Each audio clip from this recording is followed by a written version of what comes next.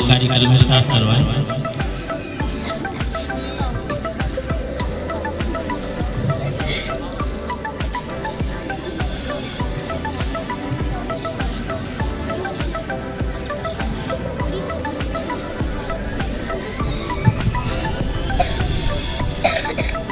सर्वप्रथम मैं हमारे विद्यालय में उपस्थित आज के कार्यक्रम में करने के लिए वार्ताकारों शर्मा जी का वन संरक्षक के रूप में अपनी भूमिका दे रहे नरेंद्र चंद शर्मा जी भी उपस्थित है। जोरदार तालियों के साथ नरेंद्र जी का स्वागत। और हीरालाल शास्त्री जी मंत्री के रूप में और हमारे स्थानीय गांव से ही है, बोबास से, और ये मंत्री के रूप में इसी ऑर्गेनाइजेशन जा रहे हैं। इनका भी जोरदार तालियों से स्वागत किया जाएगा।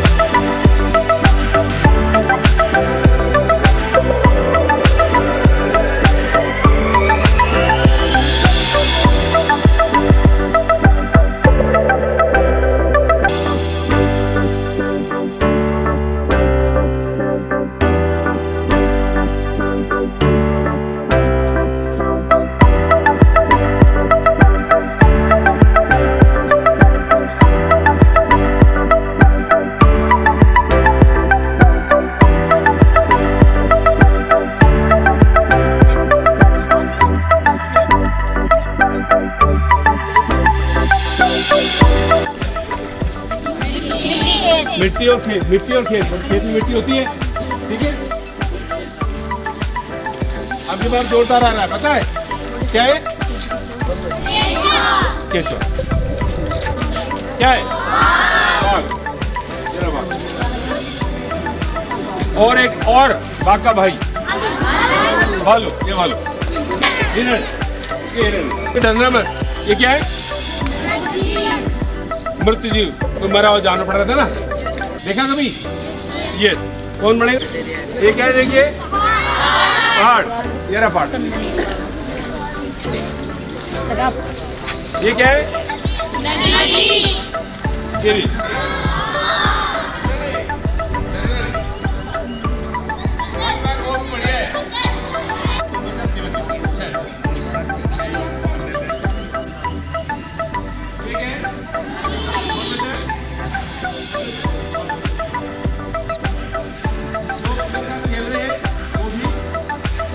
बाकी जो आप हमारे साथ उपस्थित है सभी बच्चे,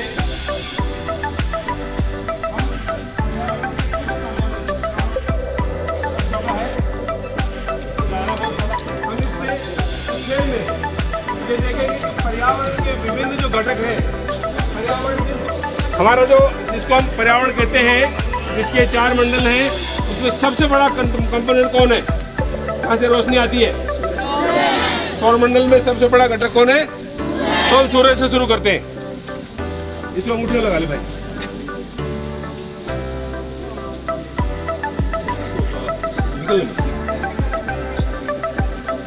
अभी आप लोगों को जो खेल रहे हैं, आप लोगों को क्या करना है वो बताता हूँ। कि जैसे जिसके पास भी मैं गया हूँ, जिसको भी मैंने ये धागा देके पकड़ा है, किसको पड़ती है, किसको चाहिए रोशनी, किसको नहीं चाहिए बोलो तो, सबको चाहिए, सबको ये छोड़ना नहीं।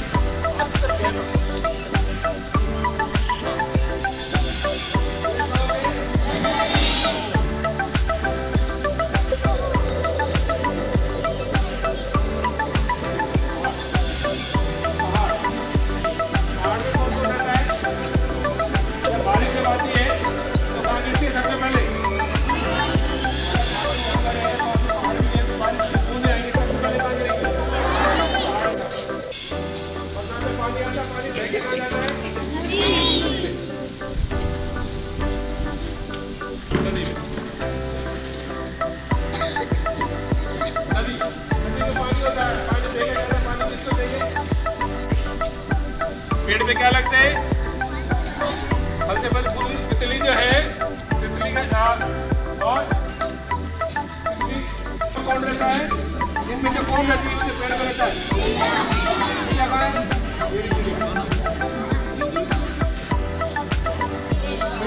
कौन उड़ाता है? ये चौका है। कौन खाता है?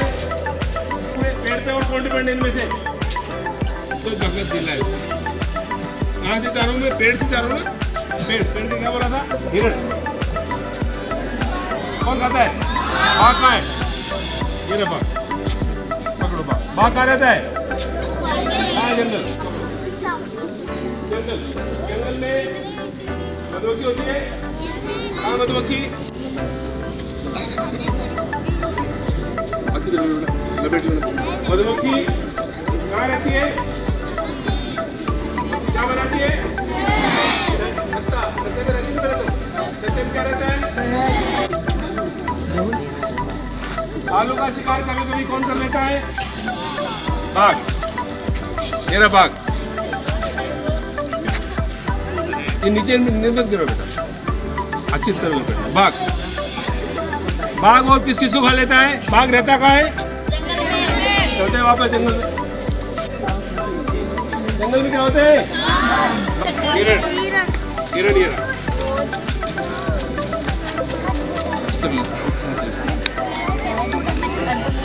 हिरण कहाँ घूमता है? जंगल में। जीव का तो ठिकाने कौन लगाता है? हाथ भी लगाता है। ठीक है चलो।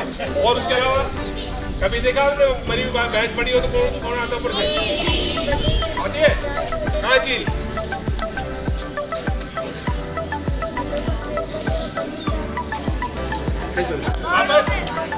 पेड़ों में और पहाड़ों में रहती है। ये लड़के द्वारा बच्चे ने पहाड़ में। पहाड़ कहाँ है?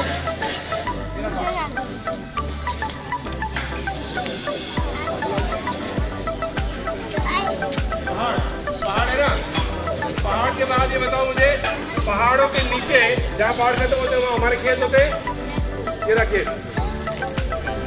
खेत में दिल कौन आके रहता है? सांप से कौन रहता है? देखो आदमी का नंबर कितनी देर में आया? देखा आदमी का नंबर कितनी देर में आया? बाद में आ रहा है आदमी। इधर बता बंद।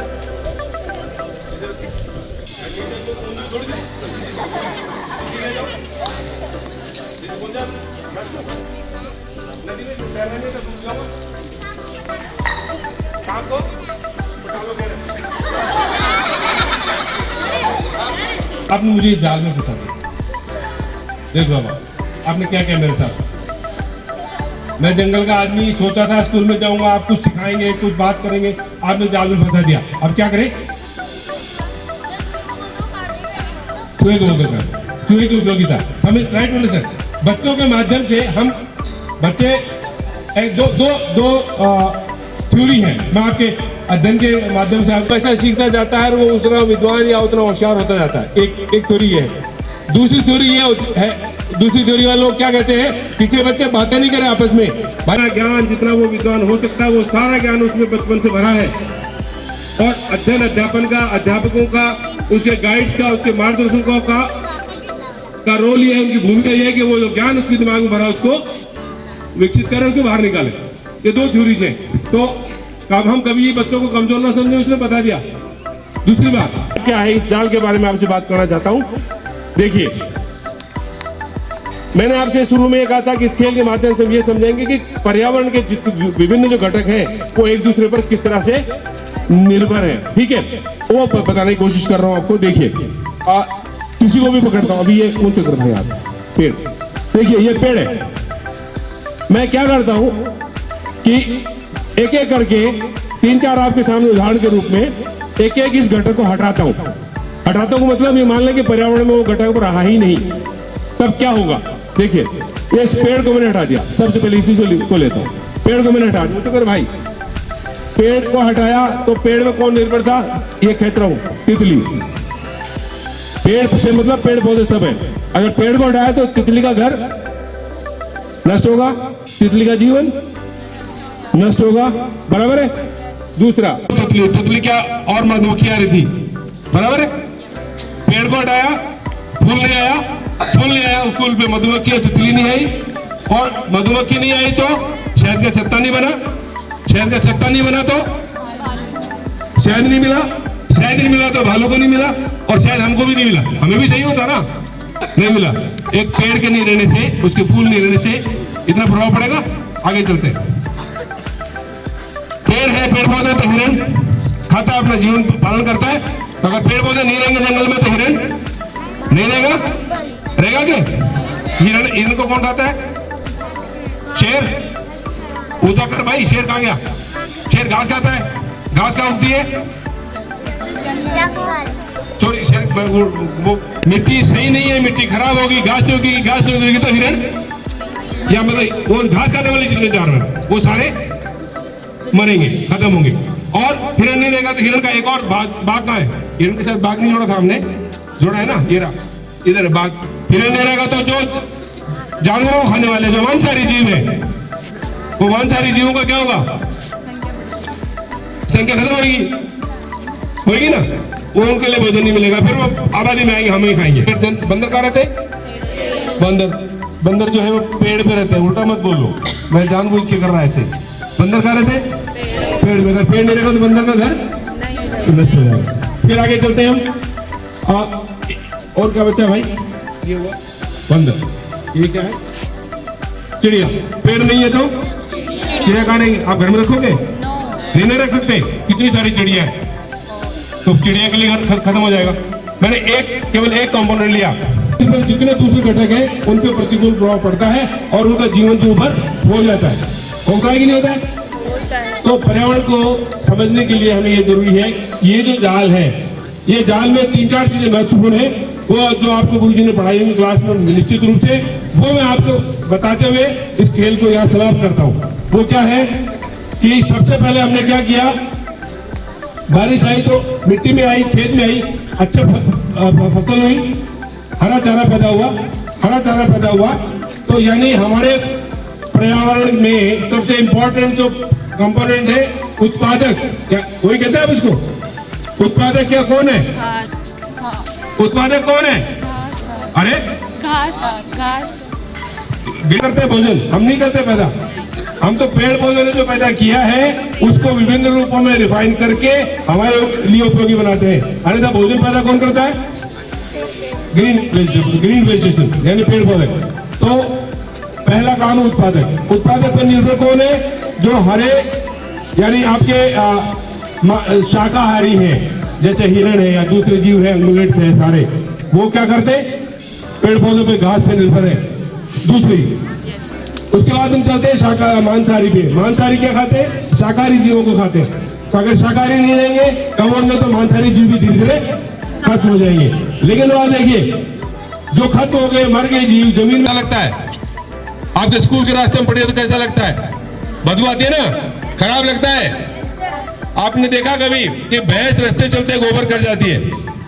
आपने आज देखा गोबर वहां से अपने आप से गायब, किसी ने उठाया नहीं, कहा जाता है। क्या फायदा हमको पर्यावरण का फायदा है कि वो बदबू जो फैलती है मरे हुए जानवर के सड़ने से, उस बदबू से पर्यावरण मुक्त हो जाता है, हम भी उससे मुक्त हो जाते हैं। तो ये 4-5 घटक जो मैंने बताया, चारों महत्वपूर्ण है या नहीं है? एक दूसरे पर निर्भर है। आखिरी शिकार कौन होगा? आखिरी शिकार हमारे चेन में कौन आया था? आखिरी कौन आया था? आदमी आया था ना, उसमें आखिरी शिकार ये होगा। बल्कि बीच में हम शिकार हो ही रहे, हम प्रदूषण के शिकार हो रहे हैं, हम कम उत्पादन के शिकार हो रहे हैं, हम बदबू के शिकार हो रहे हैं, और है कि नहीं? हम प्लास्टिक से पैदा प्रदूषण से के शिकार हो रहे हैं। तो पर्यावरण को जितना हम नुकसान पहुंचाएंगे, उसका अल्टीमेट फाइनल जो एडवर्स इफेक्ट है बाकी जीवों पर तो पड़ेगा ही पड़ेगा, आदमी पड़ेगा, हम पे पड़ेगा। वेब ऑफ लाइफ, ये जो जाल मैंने आपको दिखाया, ये जाल है, जीवन का जाल है। पूरा जीवन जो है इस पृथ्वी पर, पूरा जीवन है जो इस पर्यावरण में, उस जीवन का जाल किस तरह से एक दूसरे से लिंक है, किस तरह से एक दूसरे पर डिपेंडेंट है, निर्भर है, किसी न किसी रूप में एक दूसरे के पूरक है। बराबर है? बात समझ आई? खेल यहाँ खत्म करता हूँ, बाकी काम आगे करते हैं।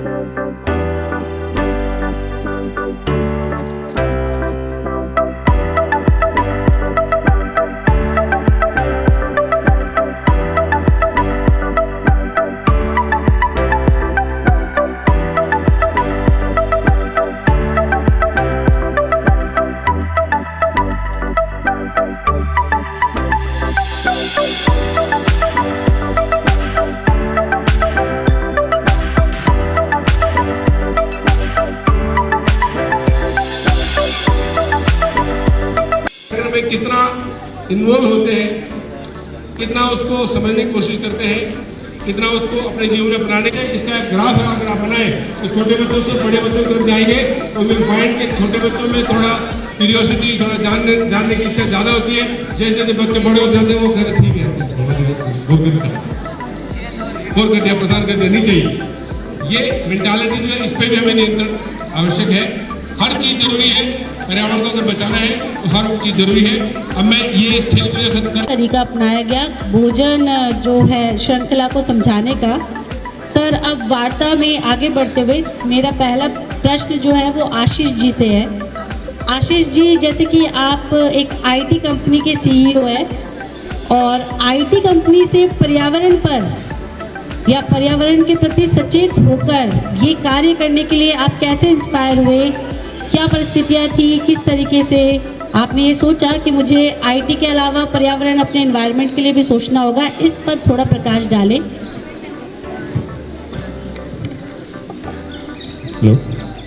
एक्चुअली ये हुआ जब हम स्टार्ट कर रहे थे अपनी एजुकेशन, तब से। और बेसिकली सबसे बड़ा रीज़न तो ये है कि हम फार्मर के बेटे तो किसान हैं, तो इससे तो कनेक्टेड हैं ऑलरेडी। और चीज़ें धीरे धीरे बढ़ रही है, देख रहे हैं एनवायरमेंटली बहुत सारी चीज़ें हो रही है, तो उससे धीरे धीरे चीज़ें लगी कि नहीं ये चीज़ें गलत भी है।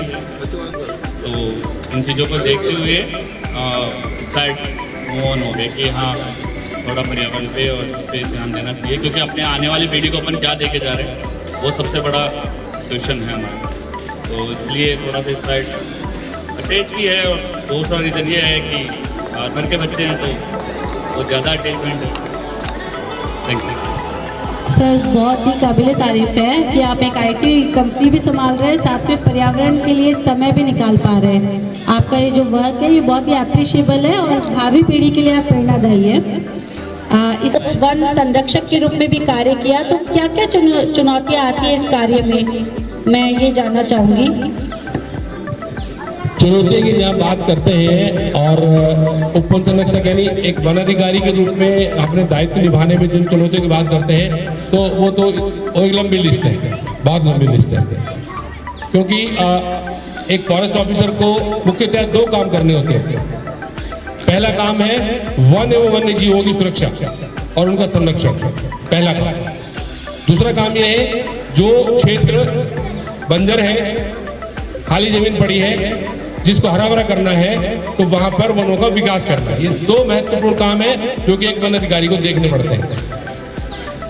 जो पहला काम है, मैं आपके माध्यम से देखो, मैं आप पहले मेरी वार्ता में कहा मैंने आपसे कि हर बच्चे का दिमाग बहुत विकसित है।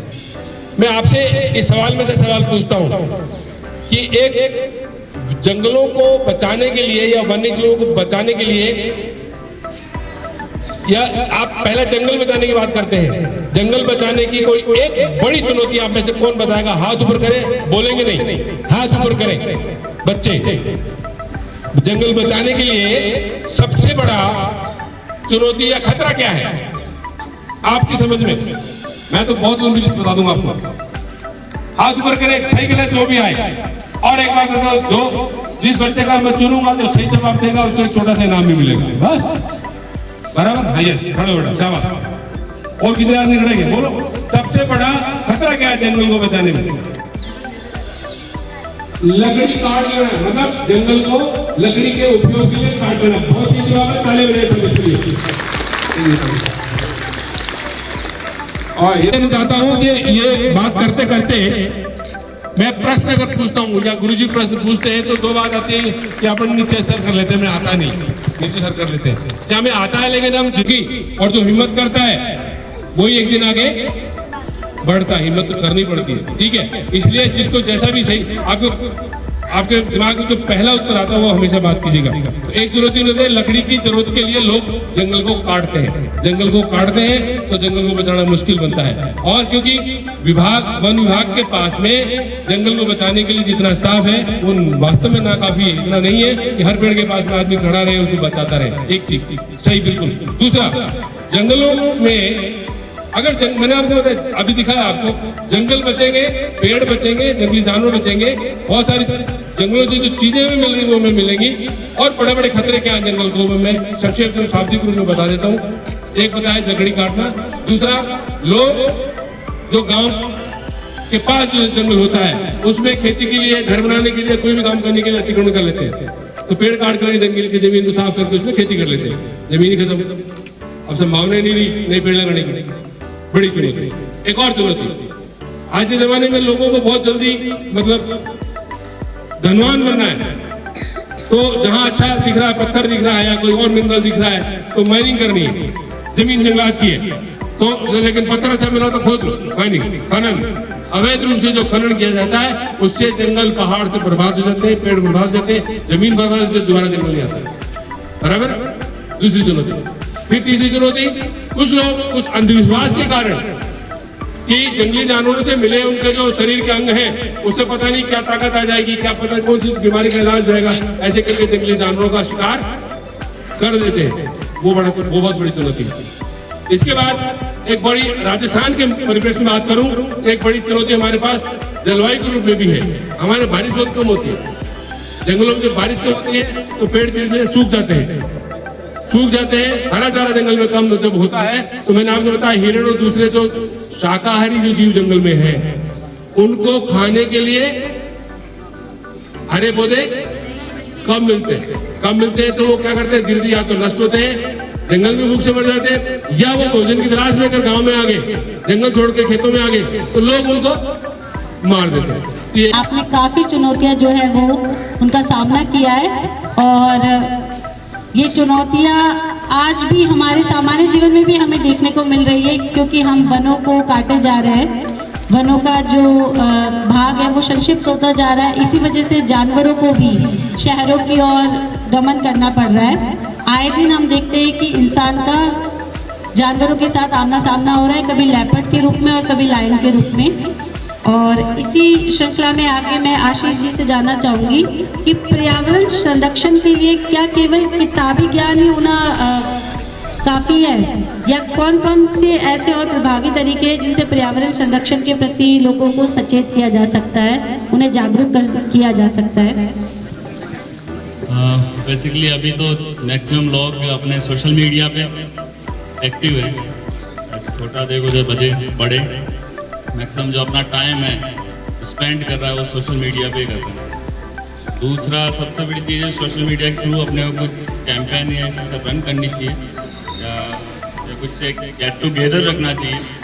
बहुत सारी सोशल जगह होती है जैसे कि स्कूल है आपका, कुछ भी एक बहुत सारी सभाएँ होती है, वहाँ पे इन सब चीज़ों को ध्यान में रखते हुए उन चीज़ों पे फोकस करना चाहिए और उन पे इन चीज़ों के बारे में बता सकते हैं, जागरूक करना चाहिए। बेसिकली जैसे सर ने थोड़ी देर पहले बोला था एक तरह की दिल्ली का एग्जांपल दिया था, तो वो भी एक बहुत बड़ा रीज़न है।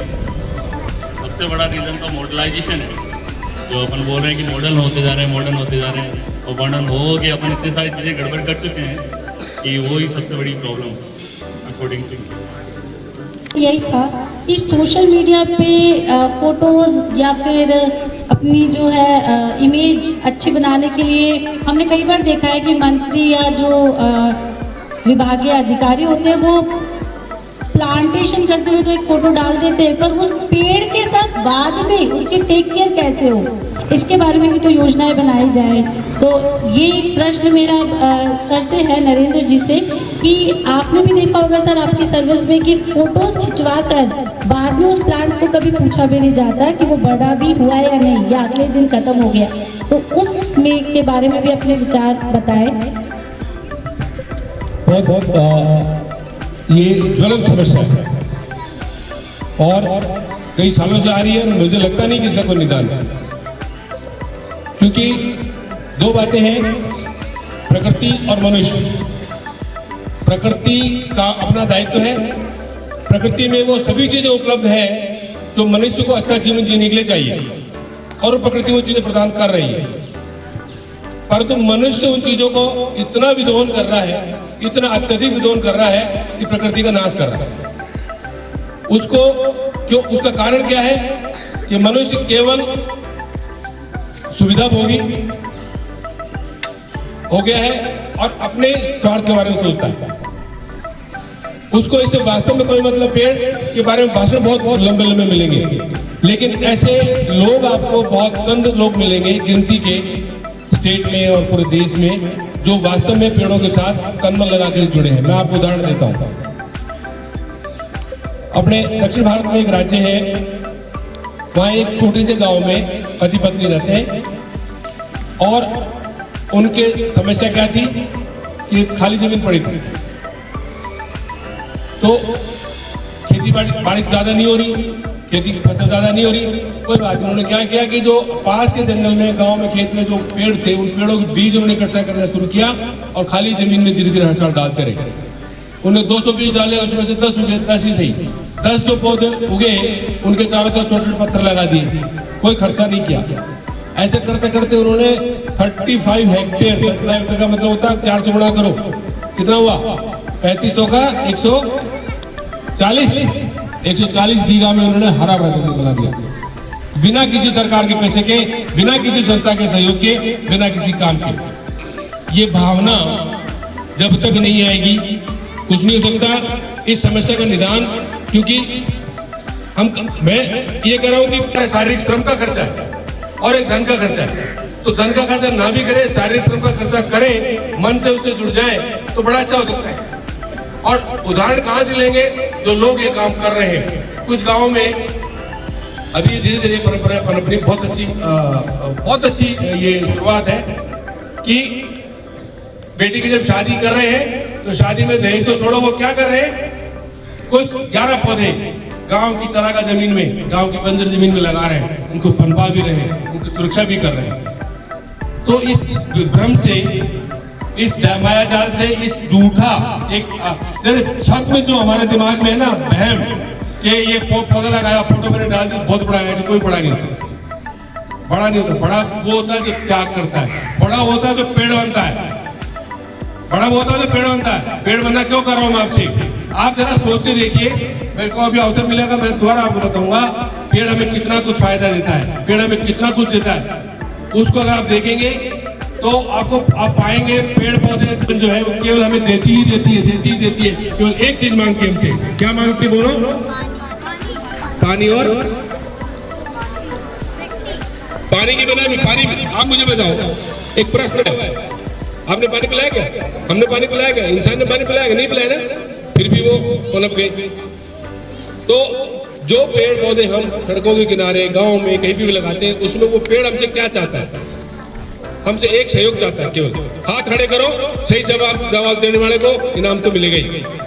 सबसे एक महत्वपूर्ण प्रश्न का, हाँ बता बेटा बोल, क्या चाहता है, पानी। और तू बता, पानी तो बता दे, उसमें पानी का अलावा। एक मिनट, उधर पीछे वो टोपी वाला लड़की, बेटा बोल। सुरक्षा, गाली बजाओ उसमें, सुरक्षा, आ जाओ आगे आ जाओ। पेड़ हमसे पानी दिया, 1 लीटर पानी भी डाल दिया, बारिश के बिना लगाया तो भी पेड़ बचेगा। तो पेड़ हमसे मांगता सुरक्षा, और सुरक्षा हम फोटो में नहीं दे रहे, हम किसको दे रहे, हमारी वो बढ़ाने, हमारी कैटेगरी बढ़ाने में दे रहे। तो इसका मैडम मैं माफी चाहता हूं, कोई निदान नहीं उपलब्ध। पेड़ों को पनपाना है, जंगल को विकसित करना है, तो हमें खुद को पेड़ बनना पड़ेगा। मतलब एक आपने दोहा पढ़ा होगा कि वृक्ष कबहु ने फल बखे, नदी न संचय नीर, और परमारथ के कारण, बोलो अरे पढ़ते हो यार, तुम्हारी क्लास का ही है, वृक्ष कबहु ने फल बखे, नदी न संचय नीर, और परमारथ के कारण साधु ने धरा शरीर।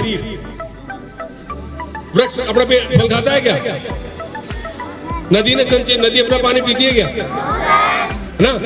परमार्थ के साधु जो होता है, संत जो होता है, चलता रहता है, जैसे भी कपड़े में एक पहन रखा चलता रहता है, नंगे पैर, खाना किसी ने दिया तो खा लिया, नहीं तो कोई बात नहीं। वो कहाँ जहाँ बैठता है, मौका मिलता है, 2 ज्ञान की बातें बताता है, फिर आगे जाता है, अपना जीवन पूरा बलिदान करता है।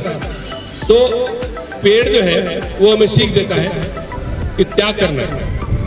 जो कुछ हमारे पास उपयोगी चीज है उसका बलिदान करना है, दूसरों को देना है, ताकि परमार्थ हो, दूसरों का भला हो। तो जब तक ये परमार्थ की भावना नहीं आएगी ये नहीं हो सकता। फोटो से पेड़ नहीं पनपते सर। Thank you sir. अब हमारा अगला क्वेश्चन हीरालाल जी से है कि हम हमारे दैनिक जीवन में ऐसे कौन से छोटे छोटे बदलाव कर सकते हैं जिससे पर्यावरण की सुरक्षा की जा सके। हमारे जीवन दैनिक जीवन में पर्यावरण के घर से लेके स्कूल तक या कहीं भी अपन पर्यावरण पे अपने काम कर सकते हैं।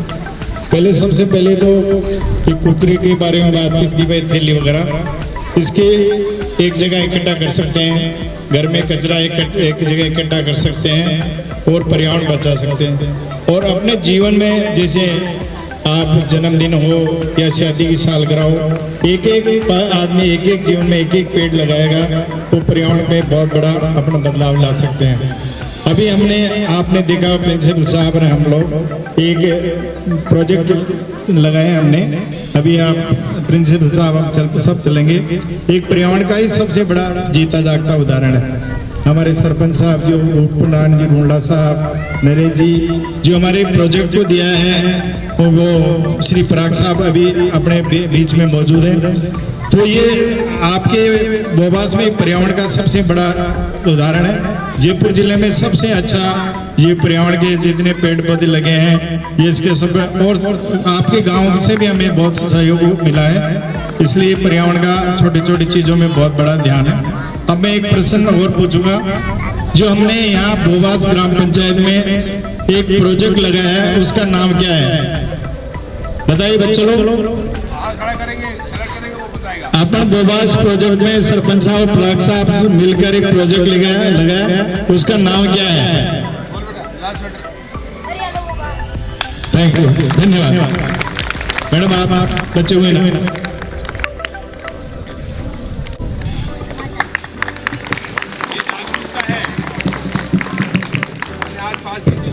जागरूकता है ये। हम ये जानना चाहते हैं कि हमारी पृथ्वी या पर्यावरण को सबसे ज्यादा कौन सी चीजें नुकसान पहुंचा रही हैं और उसका समाधान की तो बात बाद में करते हैं। पहले सबसे बड़ी प्रॉब्लम तो कौन है? अपन लोग ही हैं। अपन इतने चीजें बढ़ती जा रही है कि नहीं 2 मिनट जाना है तो काटते चले, सबसे बड़ी चीज है। फिर अपना प्लास्टिक, अरे नहीं ये खाली प्लॉट है ना, फेंक देते हैं इसमें, इससे क्या नुकसान होगा? कोई गाय है, कोई भी जानवर है, कुछ खाने के लिए वहाँ आएगा। तो प्लास्टिक तो ऐसी चीज है जो डिस्ट्रॉय होता ही नहीं है। फिर और चलो भाई शादी है तो डीजे की आवाज़ तो तेज रखो, वो धीरे थोड़ी रख सकते हैं। और इसके कारण क्या क्या हो रहा है? उसके कारण बहुत सारी चीज़ें हो रही हैं। जो आप देखते हो पहले अपनी छोटी चिड़िया होती थी एक, अगर उसको अपन कैलकुलेटेड करें और बाकी चीज़ों पे ध्यान दें तो वो चीज़ें है ही नहीं, बहुत ज़्यादा कम होती जा रही है।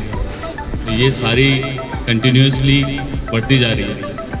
तो पहले तो मेरे को ये है कि अगर पर्यावरण को बचाना है तो सबसे पहले तो अपनी रूटीन वर्क जो है अपने आप को सही करें। जैसे अभी कोई कुछ खा रहे हैं, भाई कार गंदी नहीं होनी चाहिए, रोड पे फेंक चलते हैं। तो ये जो अपने रूटीन में जो लाइफ में ऐड कर चुके हैं, इन सब चीज़ों को थोड़ा सा साइड में करें और इन पे मूव ऑन करें कि हाँ नहीं इन चीज़ों को अपन रख सकते हैं। जैसे एक छोटा सा एक पॉलीथीन रख लो कार के अंदर ही, उसमें डाल दो, फिर जाके डस्टबिन में प्रॉपर्ली उसको पुट करो। ये सारी चीज़ें हैं। तो बेसिकली जो चीज़ें हैं बड़ों से बच्चों की तरफ आती है, और ये बच्चे ही हैं सब। अभी से अपन इन चीज़ों के बारे में इनसे बात करेंगे तो डेफिनेटली आगे लाइफ में ये इन चीज़ों को कैरी फॉरवर्ड करेंगे। नहीं तो ये वही चीज़ें हो जाएगी जो बड़ा देख रहा है वो छोटा देख रहा है, कंटिन्यूसली गो विद दैट। देने का नाम नहीं है अपने पास, है कि नहीं है? थोड़ा सा भी काम होता नहीं, ये ज़मीन खाली है, चलो इसको इसके पेड़ वेड़ काटो, बिल्डिंग बनाओ, अपन यहाँ पे रहेंगे अच्छे से। तो सबसे बड़ी चीज़ तो अपन लोगों में है कि अपन लेने वाले हो गए, देने वाले तो है ही नहीं। तो थोड़ा सा इस तरफ मूव ऑन होंगे, धीरे धीरे चीज़ें चेंज होगी, मेंटेलिटी चेंज। दक्षिण भारत की साइड वहाँ पे बहुत सारे लोग हैं जो जंगल को बचा रहे हैं। एक चीज़ उन्होंने बोली कि अभी राजस्थान में भी अपने बहुत सारी चीज़ें ऐसे हो रही है जैसे शादी कर रहे हैं बच्चे की तो 11 पेड़ लगा रहे हैं गौचर भूमि में, और उनको प्रोटेक्ट भी कर रहे हैं, लगाए नहीं रहे उनको प्रोटेक्ट भी कर रहे हैं, उनको टाइमली उनको वाटर सप्लाई सब कुछ हो रहा है। तो बस ये है कि लाइफ में ऐड होते जाएंगे। वैसे वही चीज़ है, अब अपन यहाँ पे इतनी चीज़ें करते हैं, अगर इससे थोड़ा सा अपन इंडिया से बाहर जाते हैं तो वो चीज़ें अपन करते भी नहीं है, क्योंकि फिर वो होता है डिपोर्ट हो जाएंगे, वापस चले जाएंगे। तो वो चीज़ें वहाँ पे तो हाँ फॉलो करेंगे, फिर यहाँ आएंगे नहीं इंडिया है चलता है, वो चलता है जो वर्ड है वो सबसे बड़े खतरनाक है। इसके कारण ये सारी चीज़ें होती है। नहीं तो थोड़ा सा अगर जागरूक रहें सब तो उसको कंटिन्यू कर सकते हैं और चीज़ें ठीक हो सकती हैं। Thank you Ashish ji. अगला प्रश्न नरेंद्र जी से कि वन संरक्षण जो आप कह रहे हैं कि भाई चुनौतियों के बारे में तो आपने बताया, हमें ये बताइए कि भावी अभी जो वर्तमान में कौन कौन सी योजनाएं चल रही है सरकारी जो वन संरक्षण के लिए कार्य करती है, और इनमें भावी योजनाएं और कौन सी जो है वो और जुड़ सकती है जिनसे अभी वर्तमान की योजनाएं और प्रभावी बन सके। इस बारे में आप हमें अपने विचार प्रस्तुत करें। पर्यावरण संरक्षण की योजना दो चीजें हैं, वन संरक्षण और पर्यावरण संरक्षण। मैं आपको भेद बता दूं, जो बड़े बच्चे अनुरोध है आप इस बात को समझे। वन संरक्षण क्या है और पर्यावरण संरक्षण क्या है, दोनों एक चीजें अलग अलग हैं। तो पीछे 12वीं के बच्चे बैठे, मैं 12वीं के वाले बच्चों से प्रश्न पूछता हूं कि वन संरक्षण और पर्यावरण संरक्षण में आपकी समझ में एक अंतर क्या है? आज जिसको पता है हाथ ऊपर करे। वन संरक्षण और पर्यावरण संरक्षण, 12वीं के बच्चे, 12वीं क्लास के बच्चे, देखो भाई ऐसा है, मेरी बात सुनिए कि जब तक तपोगे नहीं तो सोना बनोगे नहीं, जब तक मेहनत करोगे नहीं आगे बढ़ने के रास्ते रुकते जाएंगे। आगे बढ़ना है, मेहनत भी करनी है, बोलना भी है, आगे भी आना है। 12वीं क्लास के बच्चे कितने आप में से? गुरुजी आप मोटिवेट कीजिए, मेरे प्रश्न का जवाब दें। वन संरक्षण और पर्यावरण संरक्षण, इनमें एक अंतर बताइए। कोई भी 12वीं क्लास के बच्चे, हाँ बेटा 12वीं में चापास बताओ। वन संरक्षण के अंतर्गत हमारे पेड़ों का संरक्षण एवं उनकी सुरक्षा की जाती है, और पर्यावरण संरक्षण के अंदर जैसे पेड़ पौधे, झील, नदियाँ आदि सभी की सुरक्षा की जाती है। बहुत बढ़िया, ताली बजाते। इसने हिम्मत की, इसके समझ में एक अंतर आया, वो बताया। वन और पर्यावरण अलग अलग चीज है। वन पर्यावरण का एक हिस्सा है, आप समझ लीजिए। पर्यावरण जो है, हम परे का मतलब बाहरी आवरण, जो हमारे चारों तरफ जो आवरण, जो ढक्कन है, जो कंबल है, वटन, तो पर्यावरण में सब कुछ शामिल है और वन भी उसका एक भाग है। तो मैडम ने पूछा कि पर्यावरण के संरक्षण की क्या क्या योजनाएं हैं। आप मुझे, अरे वो उस बच्ची को बोल देना, आप आइए बेटा, आप आइए, आपको इनाम रहेगा। ये अभी ये ब्लैक है, कोई बात नहीं, की बात।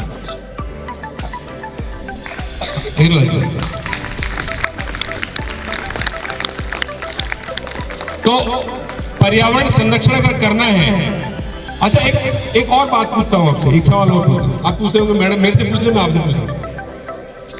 मेरी आदत खराब है थोड़ी सी, मैं पूछता इसलिए हूँ, एक आप सभी गुरु जी जो बैठे उनसे भी मेरा अनुरोध है, आप बताइए इंटेलिजेंट कौन, जो हर सवाल का जवाब दे या नए सवाल पूछे? जो हर सवाल का जवाब दे या नए सवाल पूछे, कौन इंटेलिजेंट? नए सवाल पूछने वाला, जिसको विषय समझ में आ रहा है, लेकिन वो विषय यही क्यों है, धरती गोल क्यों है, चांद चलता है कि धरती चलती है। गैलीलियो का नाम सुना आपने? उसको सजा दे दी थी, इसलिए आपने सुना कि नहीं गैलीलियो का नाम? बताइए। अरे यार ऐसे मत करो, ऐसा तो नहीं हो सकता कि गुरु जी ने आपने गैलीलियो के बारे में ना पढ़ाया। कितने लोग हैं जो वास्तव में गैलीलियो को नहीं जानते? धरती घूमती है किसने बताया था? बताया था उसने। जब उसने ये कहा तो वहां के राजा जो है वो ऑर्थोडॉक्स थे, अंधविश्वासी थे, और उठाओ लगाओ जूते। हमारा धर्म कहता है कि धरती नहीं घूमती, कोई और घूमता, धरती कैसे घूम सकती है? वो कहते हैं सजा दे दो, सजा। गैलीलियो का दे दो सजा, तो उसको क्या सजा मिली मालूम है? उनको उस देश में जो सजा का प्रावधान था, कोड़े लगाना, बांध देना, सार्वजनिक रूप से सब सजा दे दी। सजा देने के बाद उसने जो छोड़ा तो उसने कहा बट इट्स स्टिल रिवॉल्व, तुमने सजा दे दी मेरे को, लेकिन धरती तो अभी भी घूम रही है। समझ रहे हैं मेरी बात? क्यों? उसने अपने ज्ञान से खोजा क्या, तभी तो पता पड़ा कि सौरमंडल क्या है। इसलिए आप प्रश्न करने का इंक्विजिटिवनेस इसको कहते हैं, एक क्या कहते हैं, जिज्ञासा जब तक नहीं होगी नए विषय को जान नहीं सकते। तो पर्यावरण की बात करते हैं, पर्यावरण संरक्षण के बारे में मेरे से मैडम ने पूछा है, तो पर्यावरण के 4 चीजें पूछता हूं और 4 बच्चों को 4 इनाम मिलेंगे। पर्यावरण के 4 घटक के बारे में मुझे नाम बताओ, कोई सी भी क्लास। पहला हाथ ऊपर करो, मैं पूछता जाऊंगा, बात बोल। पर्यावरण के घटक एक बस एक पेड़, बैठ जाओ आप ध्यान रखिए। पेड़ नहीं बताएगा कोई, दूसरा बताइए, दूसरा घटक बताओ। वायु, ये भी 46 में थर्ड चौथा हाथ करो, वो बीच में लड़की बैठी है, ये हाँ तुम बताने हो वायु और हवा की बात। वो यस पेड़ के पास नहीं केचुआ मतलब जीव मान लें। एक पर्यावरण के 2 घटक है, एक जैविक और एक अजैविक, यही है ना। एक वो जिनमें जान है, एक वो जिसमें जान नहीं है। अब फिर जैविक में सारे आ जाते हैं, हरी वनस्पति आगे, वो घास खाने वाले जानवर आगे जो शाकाहारी हैं, मांस खाने वाले जानवर आगे जो मांसाहारी हैं, वो विघटक जो है, डिस्पोजर जो है, जो कि मरे हुए जानवर सब आगे। और जो अजैविक है, जिनमें जान नहीं है, वो कौन है? वो पहाड़ है, वो जंगल है, वो नदी है, वो मिट्टी है, अजैविक है, वो सब अजैविक है। वायु है, आपका जल है, ये सब अजैविक है। ये सब मिलकर के पर्यावरण बनाते हैं। तो जब हम पर्यावरण संरक्षण की बात करेंगे तो खाली पेड़ को बचाने की बात करेंगे या सबको बचाने की बात करेंगे? सब बचाने की बात, यही पर्यावरण संरक्षण है। और संरक्षण का मतलब क्या है, एक और समझ लीजिए। संरक्षण क्या है? सुरक्षा है और संरक्षण में कोई अंतर बता सकता है? सुरक्षा और संरक्षण, सुरक्षा तो आपने बता दी, ये पेड़ लगा दिया, ये पेड़ को काटे नहीं, या मैंने मेरा या बैग यहाँ रख दिया, इस बैग को चोर को उठा के ले नहीं जाए, इसकी रखवाली कर रहा हूँ, तो ये सुरक्षा है। संरक्षण क्या है? संरक्षण कौन बताएगा मुझे? शाबाश, एनी बॉय, हाँ बोल बेटा, संरक्षण क्या होता है? बोल बोल बोल, शाबाश, हाँ बोल बेटा बोल। हाँ नहीं बोला, बोल बोल, कोई बात नहीं। और कोई? संरक्षण किसको कहेंगे? संरक्षण किसको कहेंगे? एनीबॉडी? कोई भी, पहली से लेकर नर्सरी से लेकर 12 तक। सर उसका बचाव करना और बताओ, सुरक्षा हो गई, संरक्षण यानी उसका मतलब उसकी रक्षा करना। बैठिए, चलो कोई बात, एटलीस्ट ट्राई। देखिए, मैं आपसे एक बात कह रहा हूं कि आप मेरी बात समझिए। जब मैं आपकी उम्र में था और 10वीं पास करके जब कॉलेज में गया, उस टाइम 11वीं में कॉलेज में चले जाते थे, तो मेरी आदत खराब थी, मैं कुछ भी पूछता रहता था। तो गुरु जी ऐसे नहीं थे जो मेरी बात का जवाब देना चाहते थे। तो मैंने पूछा, उनको बुरा लगता, उन्हें बुरा लगा, उन्होंने मुझे खड़ा करके मुझे बहुत कुछ कहा। मैं आपके साथ वो सब पर इतना समय मुझे बहुत कुछ कहा उन्होंने, मतलब जिसको हम करते ना, हमें खड़ा करके गुरु जी बोलने लग जाए, डांट लग जाए तो हमें बेइज्जती महसूस होती है। मेरे को भी उम्र का तकाजा है और उसका नतीजा ये हुआ कि मुझे बहुत दुष्परिणाम भुगतने पड़े, पर कोई बात नहीं, बोलना मैंने छोड़ा नहीं। आपसे भी करता हूँ, अच्छे रास्ते चलोगे, अच्छी चीजें प्राप्त करना चाहोगे, अच्छा ज्ञान प्राप्त करना चाहोगे, आपको हमेशा सजग रहना होगा।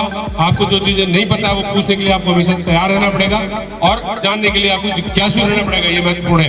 तो ये मत सोचिए कि आपने कोई चीज पूछी तो आपके साथी ऐसे कहते हैं, ये भी नहीं पता, यही करेंगे और क्या करेंगे, नहीं कर सकते, करने दो, आपको नहीं आता पूछिए। तो मैं संरक्षण पे आपको एक उदाहरण देता हूँ कि कैसे संरक्षण को आप समझ सकते हैं। सोने का अंडा देने वाली मुर्गी के बारे में आपने कहानी सुनी है?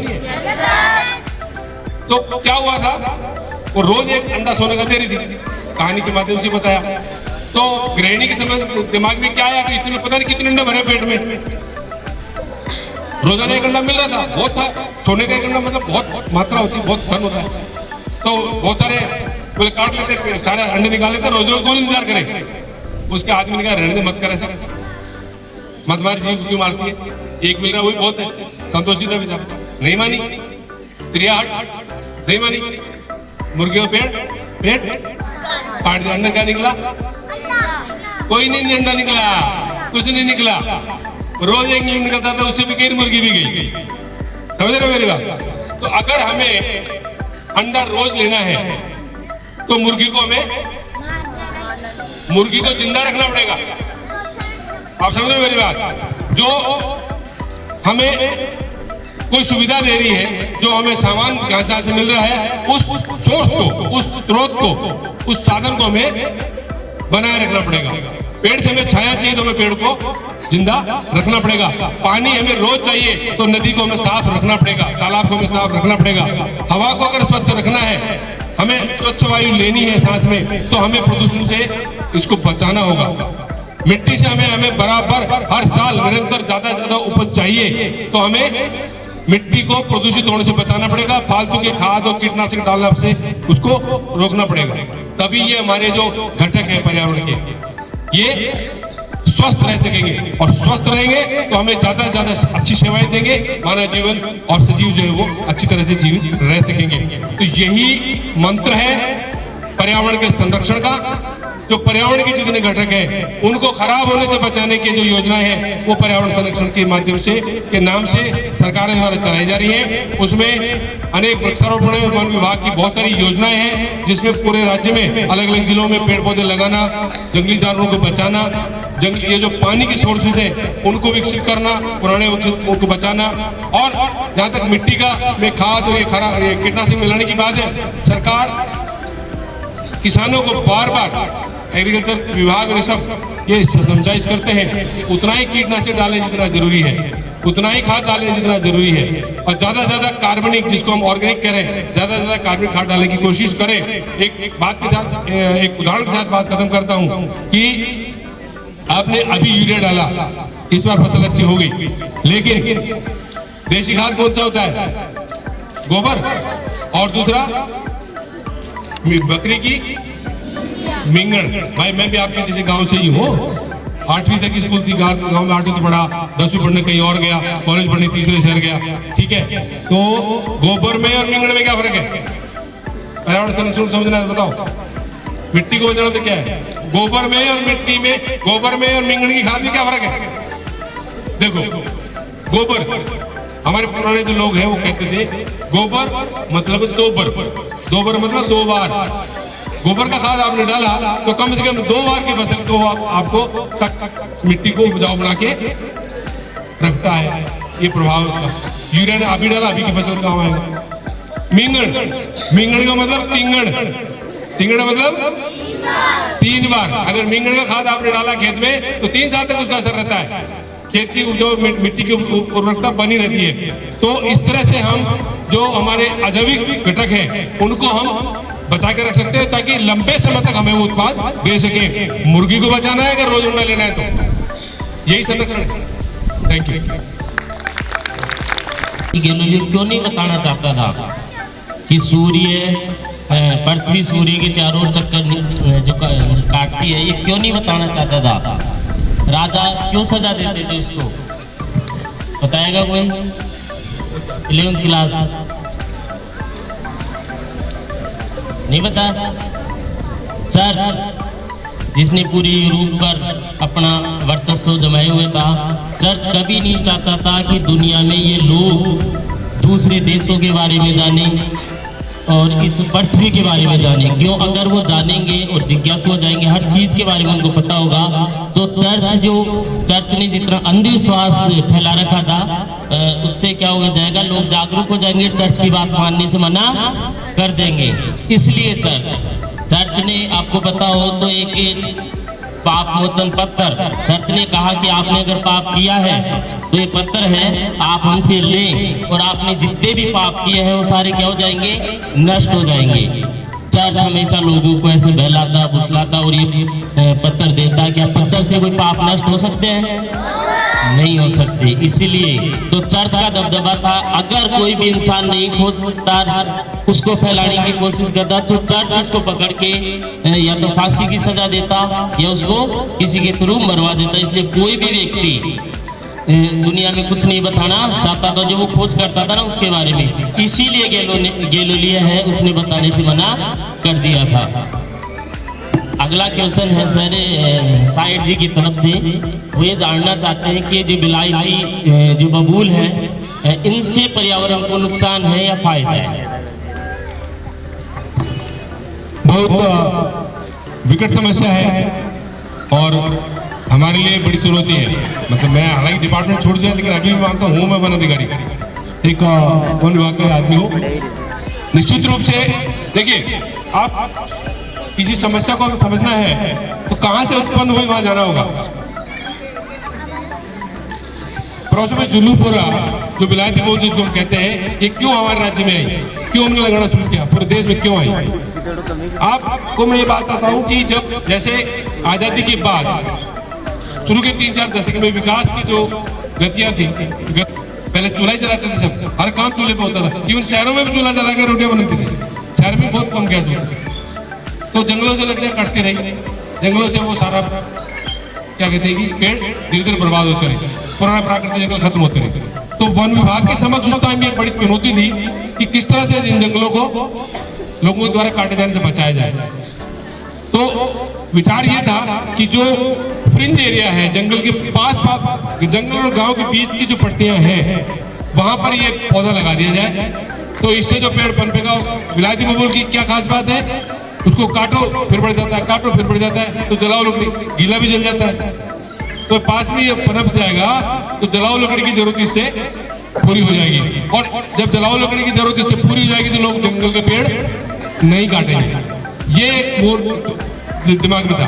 दूसरा, इसका एक सेलेक्ट करने का एक और कारण ये भी था कि इसको पानी की कम जरूरत है, बारिश हमारे राजस्थान में खास करके कमी होती है, तो वो उसकी वजह से इसको चुना। लेकिन ये नहीं सोचा था कि क्या होगा आने वाले 30-35 साल में क्या होगा। तो ये पेड़ इतने पनप गए, खास करके पंचायत की जमीन में जहाँ लगाए, चरागाह में जहाँ लगाए, वो बहुत पनप गए। अभी आराम से फैलता है, अभी समस्या बन गया। समस्या क्यों? पर्यावरण के लिए मैं एक बात और बता दूं, जिसको भी कंफ्यूज होना, मैं स्पष्ट रूप से कर रहा हूँ, पर्यावरण संरक्षण के लिए ये समस्या नहीं है। ये हमारे मनुष्य जीवन के लिए, हमारे पशुओं के जीवन के लिए समस्या अवश्य बन गया, पर्यावरण के लिए समस्या नहीं है। क्योंकि कोई भी ग्रीन प्लांट जो है वो एनवायरमेंटल कंट्रीब्यूशन तो करता ही है, लेकिन हमारे लिए इसलिए समस्या पैदा करती है। इसका निदान क्या है, अब मैं आपको बताता हूँ। समस्या तो बन गया, अभी क्या कर रही है सरकार कि जहां जहां इनके बहुत बड़े क्षेत्र में ये पनप गया है, वहां इसका उन्मूलन का कार्यक्रम चल रहा है। और उन्मूलन कैसे किया जाता है? 2-3 तरीके उसके, कि काट के वहीं के वहीं टुकड़े करके इसका कोयला बना के इसको बेचा जा रहा है, और वो जो क्षेत्र खाली हो रहा है, जो जड़ें उनको भी खोद के निकाला जा रहा है, और उस जगह पे वापस से घास और दूसरे स्थानीय प्रजाति के पौधे, नीम या जो भी वहाँ की प्रजातियां हैं, वो लगाए जा रहे हैं। ऐसे करके धीरे धीरे इसके उन्मूलन का कार्य पूरे राज्य में पर्यावरण वन विभाग द्वारा संचालित किया जा रहा है। तो मैं उम्मीद करता हूँ कि आने वाले 10 साल में, इतना जल्दी भी संभव नहीं है, आने वाले 10 साल में इसकी जो प्रोसो जुल्लूपुरा के जितने जंगल हैं, जितने क्षेत्र में पनपा हुआ है, धीरे धीरे वो कम हो जाएगा और वहाँ पर स्थानीय प्रजातियों के पौधे आ जाएंगे। तो 2 मुख्य कारण, जलाओ लकड़ी की आवश्यकता पूर्ति करना और इसका जल्दी पनपना, इस वजह से इसको लाया गया था, जो कि बाद में इसने विकराल रूप ले लिया, मुसीबत हो गई है, अब इसको हटाया जाए। धन्यवाद। धन्यवाद सर। अब जो भी बच्चे क्वेश्चन करना चाहते हैं वो एक बार खड़े होते जाए और अपना क्वेश्चन करें। जो 4 छात्र और छात्राएं जिन्होंने अभी और बॉश कंपनी से हमारे बीच पधारे हुए पराग जी से भी अनुरोध करती हूँ कि वे हमारे दोनों होनहार छात्र सूरज और दिनेश को पुरस्कार भेंट करके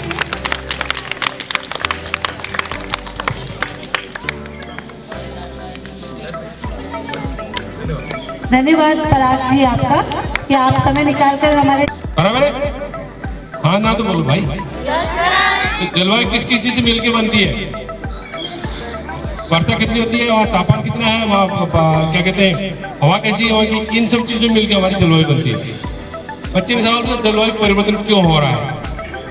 जब हम पर्यावरण के पर्यावरण को प्रदूषण किए जा रहे हैं, हम जल को प्रदूषित कर रहे हैं। हम आपको एक उदाहरण बताता हूँ। सूरज से जो किरणें आती हैं जमीन पे गिरती हैं, तो आपने परावर्तन पढ़ा है, रिफ्लेक्शन पढ़ा है? सूरज की किरण धरती पे जो आती है और वो वापस लौट जाती है, रिफ्लेक्ट होती है। तो उस सूरज की किरणों में जितनी गर्मी है, उस गर्मी का 2% गर्मी जमीन सोखती है और 98% गर्मी को वापस वायुमंडल में भेज देती है। ठीक है, अब वायुमंडल के अंदर जो वायुमंडल में हमारी वायु है, वायुमंडल का जो संरचना उसमें क्या है? नाइट्रोजन है, ऑक्सीजन है और बहुत सारी गैसेज है। मैक्सिमम ज्यादा महत्वपूर्ण गैसें कौन सी है? नाइट्रोजन है और ऑक्सीजन। उसके अलावा बहुत सारी गैसें हैं, कार्बन डाइऑक्साइड भी है, कार्बन मोनोऑक्साइड भी है, सल्फर डाइऑक्साइड भी है, सल्फर ऑक्साइड, बहुत सारी गैसें और है उसके अंदर। तो ये जो परावर्तित होके जो किरणें जाती हैं, जो गर्मी वापस जाती है, ये वापस फैल जाती है सब जगह। लेकिन हमने क्या किया? हमने खूब धुआं पैदा की, हमने गाड़ियां चला कर खूब धुआं पैदा की, हमने फैक्ट्री लगा के खूब धुआं पैदा की, हमने लकड़ियां चला कर खूब धुआं पैदा की, है ना? हमने बहुत सारे केमिकल चला के बहुत सारे धुआं पैदा की, हमने बहुत सारे डस्ट उड़ा के बहुत धूल वातावरण में भेजी। तो ये सारी जो गैसें हैं, जो वातावरण में जो गैसें थी, उनमें जाकर के बढ़ती गई। और एक शब्द है ग्रीन हाउस गैस, किसने सुना आपने? Green house gas. तो ये ग्रीन हाउस गैस क्या है? ये चार तरह की गैस वो है जिसमें कार्बन डाइऑक्साइड सबसे प्रमुख है। ये कार्बन डाइऑक्साइड गैस क्या करती है? ये ग्रीन हाउस गैस क्या करती है? वो जो तापमान, जो गर्मी धरती ने वापस भेजी, उनको और ऊपर जाने से रोकती है और नीचे ही रोक लेती है, ऊपर नहीं जाने देती। तो गर्मी क्या हुई? जो 2% नीचे थी, उसके अलावा वायुमंडल में भी वो गर्मी हमारी और ज्यादा रुक गई। और ज्यादा रोकने से क्या हुआ कि गर्मी जो परावर्तित होकर चली जाती है वो बीच में रह गई और उसका इफेक्ट हमारे वायुमंडल में पड़ रहा है। तो हमारा सबसे पहले क्या बढ़ा? वायुमंडल का टेम्परेचर बढ़ा, तापमान बढ़ा। ठीक है, जो तापमान अमूमन 35-40 डिग्री रहता था, 40 ऊपर जाकर 48 डिग्री तक जा रहा है। एक बात। दूसरा, हम बात करते हैं जल की भी बात करते हैं। अब जल को आप देखिए, जल बारिश का जो जल आता है वो नदियों में बहता बहता कहाँ जाता है? कहाँ जाता है? समंदर में जाता है।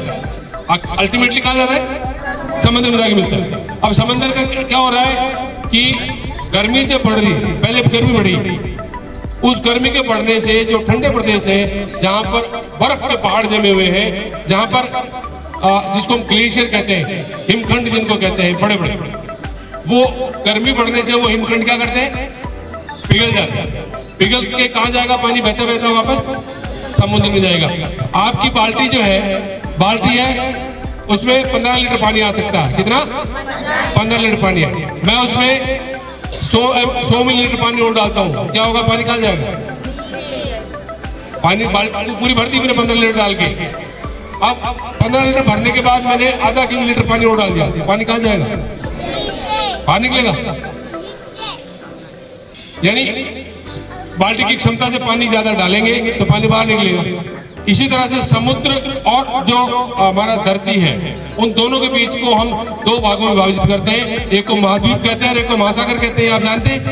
तो जो महाद्वीप है और महासागर, उन दोनों का जो मिलने का जो पॉइंट है, पानी का जो सबसे नीचे का हिस्सा, वहां पानी जाकर रुकता है। जब पानी बर्फ के हिमखंड बह करके पिघल करके समुद्र में आ रहे हैं, तो समुद्र का लेवल जो है पानी का वो बढ़ता है। बढ़ेगा तो क्या होगा? समुद्र के किनारे जितने बीच है, जितने क्षेत्र है, उनमें पानी बढ़ता जाएगा। वहाँ जितनी आबादी है, वहाँ जितने खेत है, वहाँ जितने जंगल है, वहाँ जितने जानवर है, वो डूबते जाएंगे, उनका आवास खत्म होता जाएगा। तो ये जल की वजह से प्रभाव होता है। तो ये जलवायु परिवर्तन जो हो रहा है, जलवायु परिवर्तन में मुख्य भूमिका मनुष्य की है और मनुष्य के द्वारा किए गए विकास के दुरुपयोग की है। मैं विकास को इसके लिए दोषी नहीं मानता हूं, विकास के दुरुपयोग की है। हम जैसे अभी बीच में बात आई थी कि हम पहले ये होता था कि गांव में 2-4 गाड़ियां होती थी, आज ये हर घर में 3-3, 4-4 गाड़ियां हैं। हम अनाप शनाप साधनों का उपयोग करते हैं, हम अनाप शनाप प्रदूषण पैदा करते हैं, हम उन गैसों को पैदा कर रहे हैं जो कि पर्यावरण को हानिकारक है, जो कि ग्रीन हाउस गैसेस की मात्रा बढ़ाती है। और जितनी जैसे ग्रीन हाउस गैस की मात्रा बढ़ेगी तो वायुमंडल का टेम्परेचर बढ़ेगा, जलवायु में परिवर्तन आएगा। समझ में आई बेटा? सबको आई औरों को समझ में? Thank you. ये जो वार्ता हो रही है वो आपके लिए हो रही है और इसको सारी बातें आपको ध्यान से सुननी है। जो भी यहाँ पे बताया जा रहा है उनके द्वारा वो आपके लिए बहुत महत्वपूर्ण है, तो आपको सारी बातें ध्यान लगा के सुननी है। और किसी छात्र छात्रा के मन में कोई प्रश्न हो तो वो पूछ सकता है।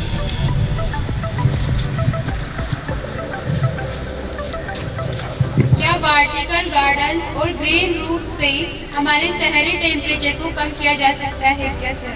वर्टिकल गार्डन और ग्रीन रूफ्स। ग्रीन, ओके, बहुत बढ़िया। पैसा से पहले जोरदार ताली बजाओ लड़के के लिए। बोटेनिकल गार्डन और ग्रीन रूफ। अभी जो सर आंसर देंगे वो सब बच्चों को पता होना चाहिए, ध्यान से सुनना है। पूछूंगा दोबारा से कि इन्होंने क्या बताया। बोटेनिकल गार्डन का जो उद्देश्य है वो बड़ा सीमित है। बोटेनिकल गार्डन का उद्देश्य जो विशेष करके जो छात्र छात्राएं हैं, कॉलेज गोइंग है, यूनिवर्सिटी स्टूडेंट्स हैं या बॉटनी में जो पढ़ रहे हैं या रिसर्च कर रहे हैं, उनके लिए विभिन्न वनस्पतियों को एक जगह एकत्र करके उनको शोध करने में, उनको रिसर्च करने में सुविधा मिले, इसलिए बोटेनिकल गार्डन लगाया जाता है। मुख्य उद्देश्य उसका ये है। लेकिन लगाए पौधे जाते हैं और पौधे की वापस कैटेगरीज है, जिसमें तीन चार कैटेगरी बात, जिसमें घास है जिसको हम कहते हैं हर्ब्स है, श्रब्स है और ट्रीज है। तीन ही मान लो आप, हर्ब घास फूस, श्रब माने झाड़ियां और ट्रीज माने पेड़। तो ये तीनों उसमें लगाए जाते हैं। ज्यादातर वो हर्ब तरफ लगाते हैं, ज्यादातर रिसर्च उन्हीं पे फोकस रहती है। तो बॉटनी गार्डन में वो लगता है, लेकिन बॉटनी गार्डन में पेड़ पौधे लगाते हैं, ग्रीन मास बढ़ता है। आप समझिए इसको कि ग्रीन कवर बढ़ता है। चाहे बोटेनिकल गार्डन लगाओ, चाहे आप प्लांटेशन लगाओ, चाहे आप हरियाला बोबास का जैसा कोई प्रोजेक्ट लगाओ, आप क्या करेंगे? पेड़ पौधे लगाएंगे। तीनों कैटेगरी में से कोई सा भी लगाए। तो हम क्या करते हैं? ग्रीन कवर बढ़ा रहे हैं। जब हम ग्रीन कवर बढ़ाते हैं तो निश्चित रूप से वो पेड़ का जो हमारे कंट्रीब्यूशन है, जो योगदान पेड़ देता है कि ऑक्सीजन देता है, कार्बन डाइऑक्साइड सोखता है, वो करेगा ना। भूमि की जो क्वालिटी है, मिट्टी की जो क्वालिटी है, उसको सुधारेगा। और पर्यावरण में दूसरे जो जीव है, जो मैंने आपको अभी वेब ऑफ लाइफ से समझाया, दूसरे जीव जो उन पर निर्भर है, उनके लिए भी एक सहारा बनेगा, तो फायदा हुआ। तो बोटेनिकल गार्डन इस परिप्रेक्ष्य में महत्वपूर्ण है कि विद्यार्थियों के लिए, वनस्पति विज्ञान के विद्यार्थियों और शोधार्थियों के लिए महत्वपूर्ण है। उनको एक जगह अध्ययन करने के लिए मौका मिलता है। उसके अतिरिक्त ग्रीन कवर पैदा करता है, तो पर्यावरण के लिए बहुत महत्वपूर्ण है। दूसरी बात आपने की रूफ टॉप की, रूफ टॉप गार्डन जो लगा रहे हैं, ग्रीन रूफ टॉप लगा रहे हैं, वो इसलिए है, आप देखिए कि मैंने जयपुर को पहली बार 1981 में देखा और आज देख रहा हूं। जयपुर जब महाराजा ने बसाया था तब सोचा था कि आने वाले 50-100 साल में जयपुर की आबादी 6 या 7 लाख हो जाएगी। आज आपको मालूम है जयपुर की आबादी कितनी है? अंदाज लगाओ, कुछ भी अंदाजन कितनी आबादी होगी जयपुर शहर में?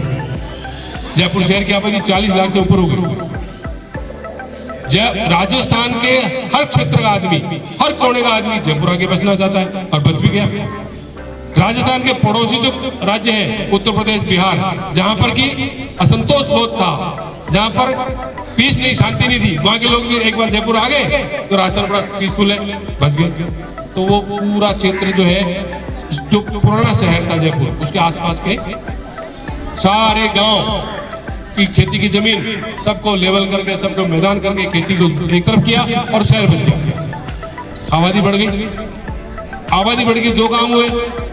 एक तो ग्रीन कवर खत्म हो गया, जो हरे पेड़ पौधे उन खेतों में होते थे या फसल करते थे वो खत्म हो गए, तो पर्यावरण को जो पॉजिटिव एनर्जी मिल रही थी वो खत्म हो गई।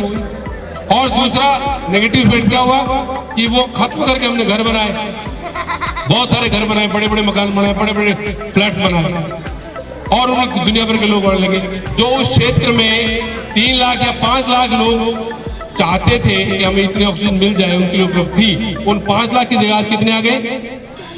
40 लाख लोग आ गए। और ग्रीन कवर हमने खत्म कर दिया, है ही नहीं। तो अब आवश्यकता पूर्ति कैसे करें? उस ऑक्सीजन की पूर्ति कैसे हो? तो ये जो चंद लोग जो हैं वो सोचते हैं कि चलो अपनी जरूरत तो पूरा करें हम, इसलिए उन्होंने और कुछ नहीं तो एक विकल्प के रूप में ये अपनाया कि भाई अपनी छत के ऊपर अपन गमले लगा के या लंबे गमले लगा के या कारपेट लगा के उसमें मिट्टी डाल के ग्रासेज या छोटे पौधे लगा लें, ताकि कुछ ग्रीन कवर हमारे आसपास तैयार हो जाए और ऑक्सीजन की पूर्ति हो जाए, वातावरण ठंडक हो जाए। इसलिए ग्रीन रूफ टॉप जो है वो करने का तो वो भी एक अच्छा प्रयास है। उससे भी क्योंकि ग्रीन कवर बढ़ता है, ग्रीन कवर बढ़ता है तो एनवायरमेंट में डेफिनेटली ऑक्सीजन की पूर्ति होती है। और एक चीज मैं आपको और बता दूं कि आप सोच के बताइए कि ऑक्सीजन देने वाला घटक कौन कौन है? ऑक्सीजन देने वाला घटक हमारे पूरे पर्यावरण में कौन कौन है बताइए? पेड़ तो छोड़ो, पेड़ के अलावा कौन ऑक्सीजन देता है कोई? क्या है बताओ?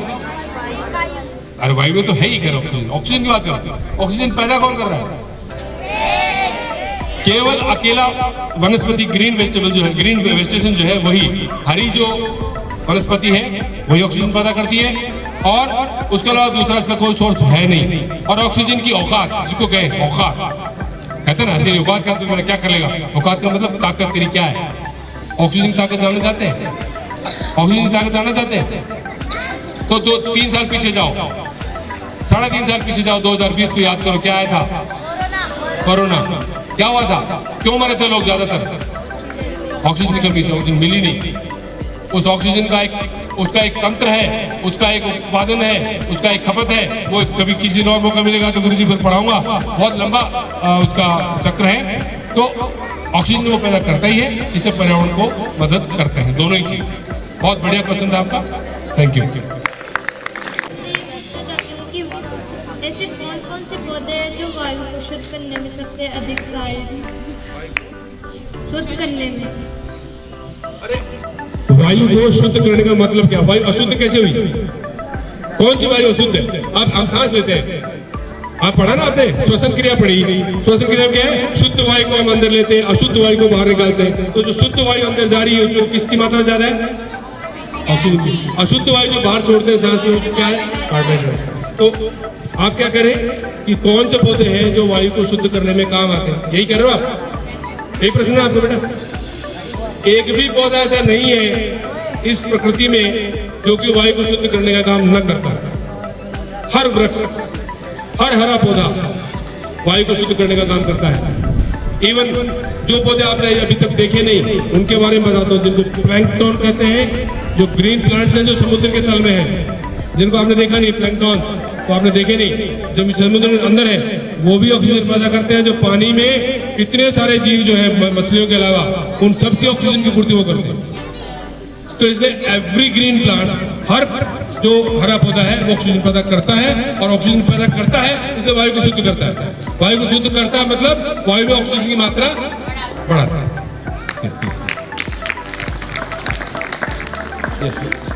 सर, मैं आपसे ये क्वेश्चन करना चाहूंगी कि सर समाज को एक हरित भविष्य की दिशा में ले तो आप उसके बारे में क्या संदेश देना चाहोगे? हरित भविष्य की दिशा में। यस, बहुत आगे देखिए, ताली बजा दो। हम हमारा भविष्य हरित हो तो सबसे बड़ा काम क्या हो सकता है? क्या काम कर सकते हैं हम? सबसे पहले हम हमारा और प्रकृति का जो संबंध है, मनुष्य और प्रकृति का जो संबंध है उसको समझे, और मनुष्य और प्रकृति के अंतर निर्भरता को समझे। मनुष्य कितना प्रकृति पर निर्भर है, प्रकृति कितना मनुष्य पर निर्भर है, इसको समझे। जब हम ये समझ जाएंगे कि प्रकृति की हमें आवश्यकता है और प्रकृति में हरे हरे पेड़ों की हमें आवश्यकता है, ग्रीन वेजिटेशन की हमें आवश्यकता है, तो तभी हम इसको इसके आवरण को बढ़ाने की बात करेंगे। इसलिए कैसे इसको हम इम्प्लीमेंट कर सकते हैं, कैसे हम इसको लागू कर सकते हैं, उसके बहुत सारे साधन हैं, बहुत सारे तरीके हैं। और महत्वपूर्ण सबसे ये है कि आप जहां भी आपको मौका मिले, जब भी आपको मौका मिले, जितना भी आप कर सकें, छोटा पौधा बड़ा पौधा घास लगाएं, तुलसी का पौधा लगाएं, पॉट के गमले में पौधा लगाएं, बड़ा पेड़ लगाएं, लेकिन जहां मौका मिले हर व्यक्ति अपनी अपनी सीमा में पौधे लगाए और उसको विकसित करे, पनपाए। कारण बता एक इसका उदाहरण के साथ समझाता हूँ आपको। 1986 में एक बायोलॉजिस्ट ने अध्ययन किया, 1986 में, वो विस्तार से किस दिन और बताऊंगा आपको। उसने बाकी चीजों को सबको छोड़ करके, अगर हम इस पेड़ की कीमत आपसे कोई पूछे तो 40 साल का पेड़ हो जाएगा, लकड़ी मिल जाएगी करीब 20-30 हजार की लकड़ी मिल जाएगी। इसकी बात नहीं करता। इसके अलावा और कौन सी ये फायदा हमको देता है, जिसको हम कहते हैं अप्रत्यक्ष लाभ। पेड़ के अप्रत्यक्ष लाभ में उसने क्या शामिल किया कि प्रदूषण कम करता है क्योंकि कार्बन डाइऑक्साइड सोखता है, वायुमंडल को शुद्ध करता है क्योंकि ऑक्सीजन देता है, वन्य जीवों को सहारा देता है क्योंकि चिड़िया वड़िया बैठती है, गिलहरी बैठती है, जानवर इसमें बैठते हैं, बंदर इसमें बैठते हैं, उनको उनका घर देता है, बराबर है। जमीन में जड़ें हैं, मिट्टी को बांध के रखता है, तो इसको रोकता है, भूमि का वर्धन को रोकता है। आप पेड़ के नीचे छाए हैं, धूप में खड़े, इनकी गर्मी लग रही, क्यों? क्योंकि पेड़ के पत्ते जब प्रकाश संश्लेषण करते हैं तो उसमें ऑक्सीजन के साथ साथ में जलवाष्प निकलते हैं और वो हवा मिल जाते हैं, तो हवा ठंडी जाती है। इसलिए पेड़ के नीचे बैठना हमें ठंडा लगता है, अच्छा लगता है। ये कारण ये उसको फिर जमीन की उर्वरता बढ़ाता है, ये सारी चीजें। तो उनका प्रश्न क्या था मूलतः कि नहीं कि हम हरित आवरण को कैसे बढ़ा सकते हैं, सबको प्रेरित कर सकते हैं। 2 उदाहरण मैंने पहले आपको दिए थे कि बच्चों की शादी में 11 पेड़ लगा रहे हैं, ऐसा कुछ करें। तो ऐसा कुछ हर व्यक्ति संकल्प ले कि हम जीवन में पेड़ लगाएंगे। वायु ऑक्सीजन का मैं उदाहरण आपको इसलिए देना चाह रहा था कि एक पेड़ अमूमन अब जो एक दिन में 3 किलो ऑक्सीजन पैदा करता है, 3 किलो बाई वेट, 3 kg। और एक आदमी को 24 घंटे में सांस लेने में 15 किलो ऑक्सीजन चाहिए। कितनी? 15 किलो ऑक्सीजन। तो एक आदमी को कितने पेड़ चाहिए? 5 पेड़ चाहिए। तो उसको 5 पेड़ जब तक वो लगाता है तो तक खुद की ऑक्सीजन की पूर्ति करता है। और आपने पंचवटी का नाम सुना होगा, संभवतः मेरा मानना है संभवतः पंचवटी में भगवान राम ने जो वनवास के दौरान वहां निवास किया था, नहीं थी ना, बहुत जंगल था उस जमाने में, बहुत भारी जंगल था। लेकिन उन्होंने मनुष्य मात्र को संदेश दिया कि अपनी ऑक्सीजन की पूर्ति करने के लिए हर मनुष्य जीवन में कम से कम 5 पेड़ लगाए, उनको बड़ा करें। दूसरों को इससे ज्यादा करते हो तो बहुत अच्छी बात है, समाज की सेवा है, खुद के लिए तो कम से कम करें। Thank you sir. ये बच्चे इधर बैठे हैं, शायद इनको कोई प्रश्न नहीं पूछना नहीं चाहते। मेरे को नहीं आएगा तो मना कर दूंगा, कठिन प्रश्न पूछ सकते हो आप मेरे से। नहीं आएगा तो मैं कहूँगा भाई नहीं आता मेरे को, तो पूछिए जरूर, क्योंकि 2 बातें हैं, आप समझिए। इसलिए आपको आप पूछने की जरूरत नहीं है। और दूसरा अर्थ ये है, जितना कुछ बताया उसमें कुछ भी समझ नहीं आया तो कुछ भी समझ नहीं आता क्या पूछोगे, तो घंटे दोबारा सुनना पड़ेगा। अगर कुछ भी नहीं समझ आए कहोगे तो 2 घंटे देर फिर वापस समझ में आया था।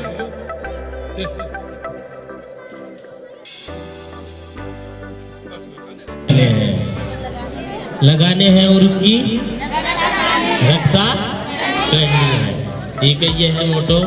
बाकी अब सर ने, आप लोगों ने पूछा नहीं, सर से नहीं पूछा, सर ने नहीं बताया, पर्यावरण दिवस कब मनाया जाता है? 5 फरवरी को। हाथ खड़े करो, किसको पता है? आगुंजन, 5 जून, सही है क्या? सही गलत है, मैं तो सुना नहीं कभी। तो 5 जून करीब पर्यावरण दिवस मनाया जाता है क्या? अरे यार कमाल। गलत है? कौन कह रहा है गलत है?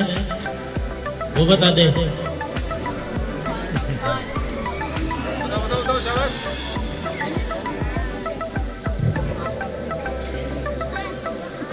कॉन्फिडेंस की कमी सही है तो फिर बोलते क्यों नहीं तुम जो उसके साथ उनको जवाब 5 जून सही है क्या?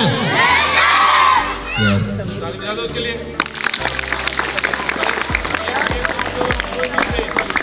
एक सवाल और पूछ रहा हूँ, इधर वाले लड़के हाथ खड़ा करो, कितने बच्चों के पास स्मार्टफोन है? देखो झूठ नहीं बोलना, कितने लोगों के पास मोबाइल फोन है? शाबाश, ईमानदारी से हाथ खड़ा करो।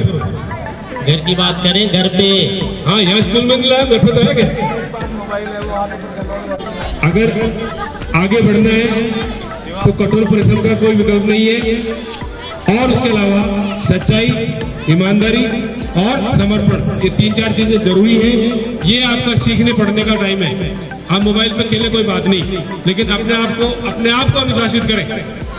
मोबाइल में क्या देखना है, क्या नहीं देखना है, कब देखना है, कितना देखना है, ये सब करना है।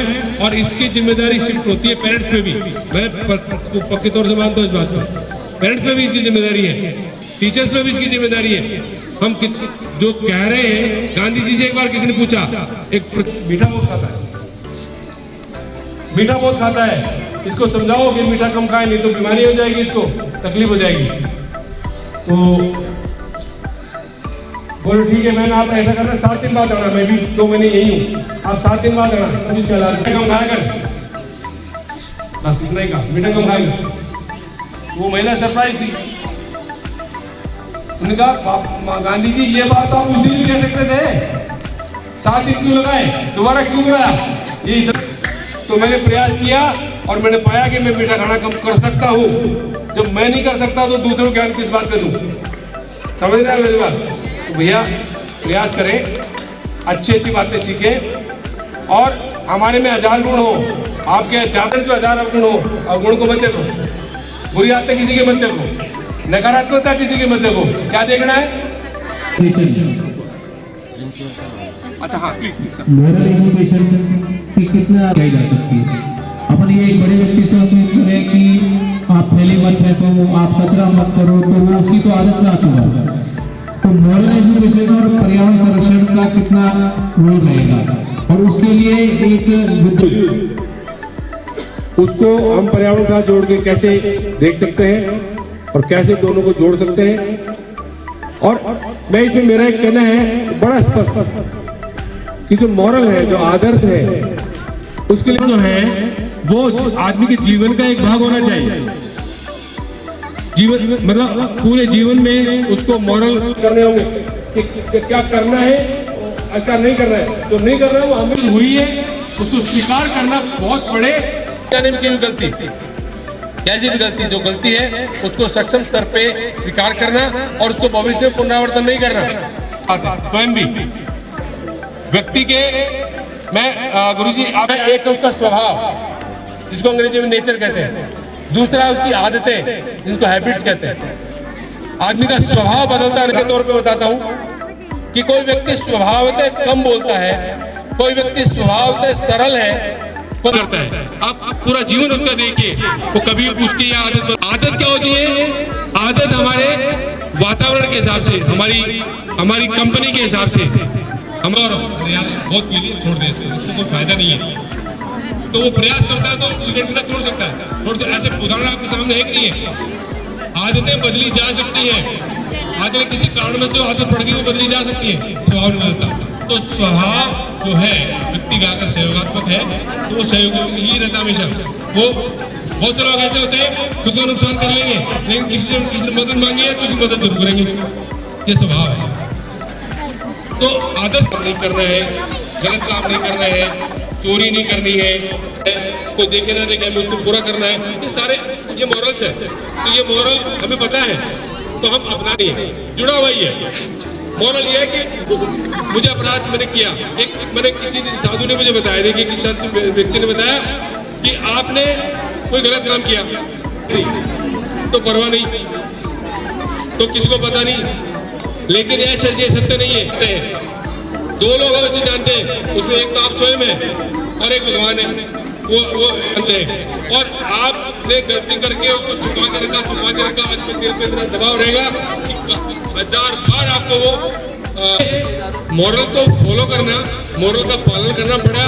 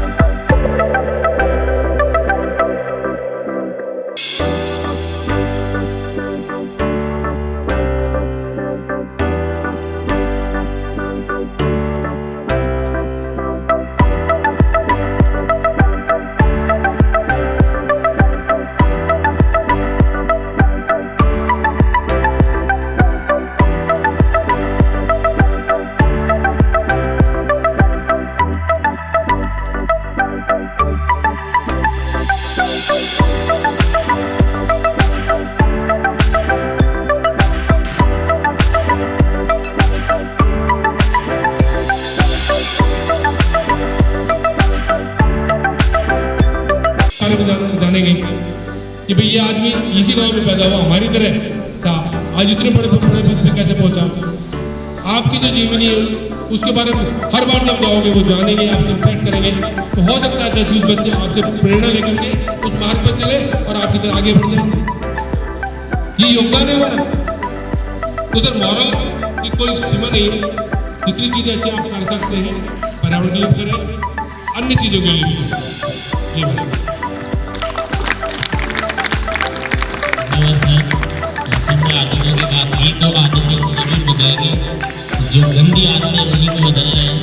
और स्लोगन है कि पहले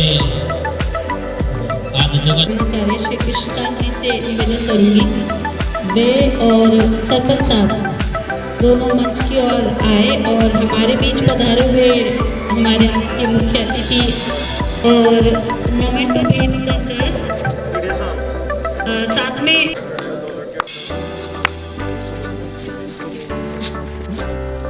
भारत माता की ग्राम पंचायत की इस पावन धरती पे पधारे आशीष शर्मा जी,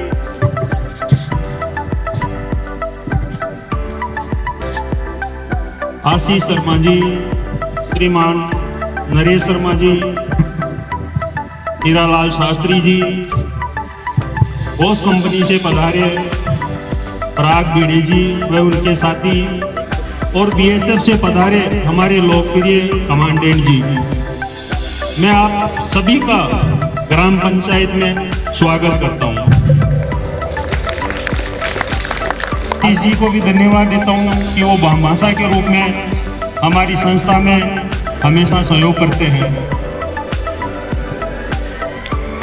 श्रीमान नरेश जी शर्मा जी और हीरालाल शास्त्री जी, आप ही की देन है कि हमारे गांव बोबास में एनजीओ के रूप में बोस कंपनी को लेके आए और 10,000 पेड़ लगवाए। मैं आप लोगों को तहे दिल से धन्यवाद देता हूँ। विद्यालय परिवार को और संस्था के प्रधान को भी मैं धन्यवाद देता हूँ कि समय समय पर पर्यावरण के प्रति मेहमानों को बुलाते हैं और जागरूक करते हैं। धन्यवाद। कर ही रहे सरपंच साहब, साथ में अभी आपने अपने पर्यावरण की जो है वो सम्मान हमारे ग्राम पंचायत को, हमारे देश को दिलवाया है। इसके लिए आप सदैव प्रेरणा दे रहते हैं। मोमेंट को भेंट कर इस क्षण को यादगार बनाएं। धन्यवाद आशीष जी। इसी प्रकार विद्यालय में समय समय पर उपस्थिति देते रहे और आपका सहयोग और साथ हमें सदा ऐसे ही मिलता रहे, यही कामना है। वर्तमान में उपाध्यक्ष नव निर्माण एवं पर्यावरण केंद्र पेशाकर बास करण सर से हमारे बीच माला पहनाकर और मोमेंटो देकर बीच पधारे हुए पराग जी, उन्हें स्मृति चिन्ह देकर विद्यालय परिवार उनके सुखद भविष्य की कामना करता है, आगे भविष्य में भी इसी प्रकार। और हमारे बीच उपस्थित हीरालाल जी, उन्हें भी माला पहनाकर और स्मृति चिन्ह देकर विद्यालय परिवार उन्हें आभार व्यक्त करता है। फोर्स इंडिया भारत में और अपनी सेवाएं लगातार दे रहे देश के लिए जोरदार तालियां हो जाए डॉक्टर पंकज के लिए।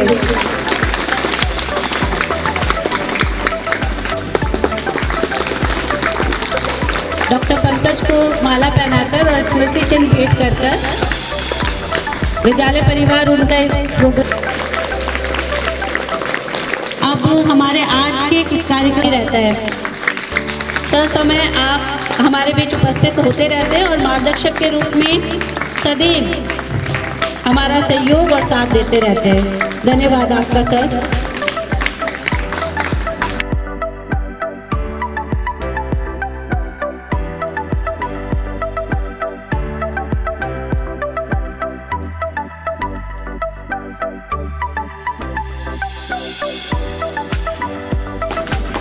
ऋतु जी का माला पहनाकर सम्मान व्याख्याता राजनीति विज्ञान श्रीमती पुष्पलता जी से निवेदन करूंगी कि वे मंच की ओर आए।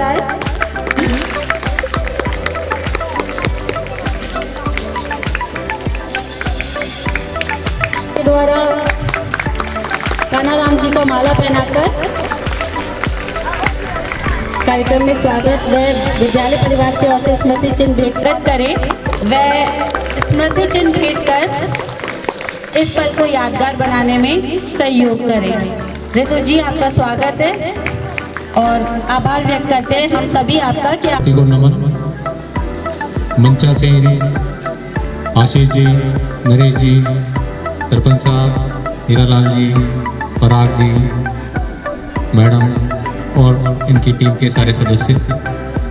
ये एक ग्रीन वार्ता विद्यालय द्वारा आयोजित की गई थी, जिसके लिए नवनिर्माण पर्यावरण केंद्र केशकाबास करण सर से आपने यहाँ बच्चों को बहुत ही अच्छी जानकारी इस वार्ता के माध्यम से प्रदान की।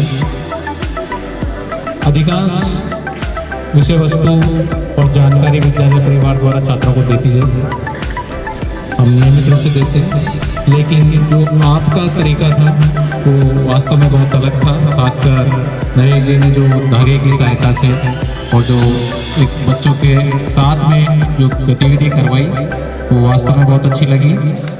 और इस गतिविधि से एक व्यक्तिगत रूप से बच्चे जो भी उस गतिविधि में भाग लिए होंगे वो उस चीज़ को बहुत ही अच्छे से समझ पाए होंगे। तो मैं उम्मीद करता हूँ कि आप सब लोग जब भी हम या विद्यालय परिवार आपको याद करेगा, क्योंकि ये हर साल होने वाली गतिविधि है और हम सोचते हैं कि अगली बार हम इसका कुछ स्तर और ऊपर लेके जाएं और हम आपके साथ हरियाणा गोबास प्रोजेक्ट के अंदर इन बच्चों को जोड़ पाएँ। तो ये तभी संभव होगा जब ये गतिविधि नियमित रूप से होगी और हम उम्मीद करते हैं कि आप इस गतिविधि को आप हर साल हमारे साथ आयोजित करेंगे, जिससे ये बच्चे लाभान्वित हो सके। अगली बार ग्रामीण भी इस कार्यक्रम से जुड़ सके, जिससे उनको भी इस जागरूकता के अंदर बहुत बहुत धन्यवाद व्यक्त करता हूँ कि आप लोग पधारें और विद्यालय का मान बढ़ाएं। धन्यवाद। इससे पहले भी भामाशाह के रूप में और आज हरित वार्ता में आपने हमें सहयोग दिया। सम्मानीय सदस्यों से निवेदन करूंगी कि वे प्रधानाचार्य कक्ष की ओर प्रस्थान करें ताकि आगे के कार्यक्रम को हम वहाँ जारी कर रख सकें। लंच है, खाना खाना है।